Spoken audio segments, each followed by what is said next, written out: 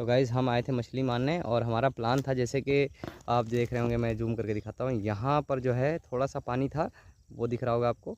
तो थोड़ा सा पानी था जिसमें हमने प्लान बनाया था मछली मारने का, जाल लेके आए थे। लेकिन आज हम आके देख रहे हैं 2-4 दिन बाद तो ये पूरा एरिया पानी से भर चुका है।